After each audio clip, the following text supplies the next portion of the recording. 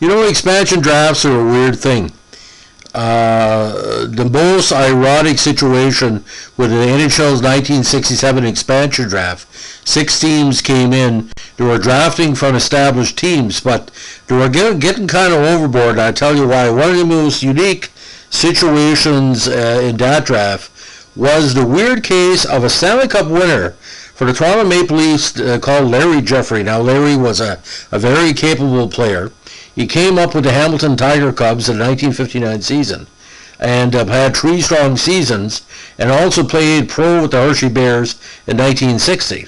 He eventually graduated to Edmonton Flyers in 1962 and made the Red Wings in that 62 campaign. But get this, he played 21 games with the Pittsburgh Hornets in 1963. He must have made a very good impression on the Pittsburgh fans, because 4 years later, after winning the Stanley Cup in Toronto, where he had a very good regular season campaign, 28 points in 56 games, including 11 goals, Pittsburgh took him in the expansion draft. Now, bear with me for a second. It's kind of complicated. In round 5, they took Larry Jeffrey again from the Leafs. Now, Jeffrey's rights were owned by Pittsburgh. But this is what happened. The draft was designed to load the new teams. Okay. The draft, Jeffrey, I think he was drafted on June 6th. Now, on June 6th, get this, Bob Dixon, who was drafted number 1 by the New York Rangers, 6 overall that year, the 67 regular draft. He had played 7 games with Oshawa in a 65-66 season, and also played the Memorial Cup tournament. Was traded with Brian Tosh to fulfill the future considerations in a Jeffrey deal that brought Jeffrey to the Rangers. Now, with Bob Dixon, Brian Tosh, Paul Andrea, George Koenig, Dunk McCallum, and Frank Francis went to Pittsburgh for Larry Jeffrey. So he traded 6 players for a 10-goal a season guy. No respect to Larry Jeffrey, because he was a talented guy, but with the New York Rangers, over 2 seasons, he only scored 3 goals. And the 1975-69 season, probably one of the most least offensive campaigns in Jeffrey's career. He only had 1 goal in 75 games, and he also played 4 games in the playoffs. So, again, on a regular basis, he would score between 5 and 10 goals a season, a good defensive player, and really shone well for the Red Wings in the playoffs, especially in 63.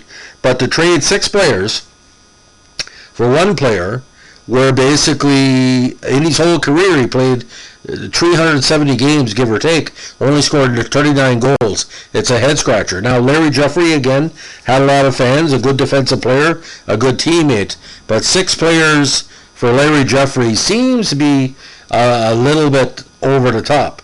Now, with Dixon, he had okay success with Fort Wayne, Salem, the Kingston Aces of the OHA Senior League, and later on with the Embrun Panthers of the OSHL. But this is a number 1 pick that year. Now, let's recap what he could have took that year. The idea, there wasn't much in that draft to begin with, so you're not losing much, and it was only 18 picks total. I think only J. Bob Kelly, who Toronto took in the 16th round, was a big NHL player. But get this, ladies and gentlemen, in that draft, Toronto had a first-round pick. They didn't use it, so it was a weird draft for sure. Brig Pagnuti was taken 1st overall, followed by Steve Rex, Ken Hicks, Wayne Cheeseman, but the only big one in the draft, of course, was the great Serge Bernier from Sorel we talked about before.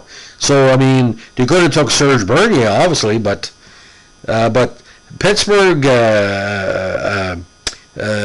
getting 6 players for Larry Jeffrey, again, one of the most interesting draft week or draft day deals that the NHL has ever seen, because again, Larry Jeffrey was okay, but 6 players, nobody's worth 6 players. You're only scoring 10 goals a season. you outwork 6 players. So, ladies and gentlemen, if you like what we're doing with our vintage podcast, let us know with a like, comment, subscribe, and we're going to be doing some future podcasts on the strangeness of the NHL drafts in the 1960s, because Junior B players were taken, midget players, and the majority of them never made the NHL until, again, Gilbert Perreault, Rick Martin, Guy Lafleur, all these big players came in. Thanks for listening. Bye.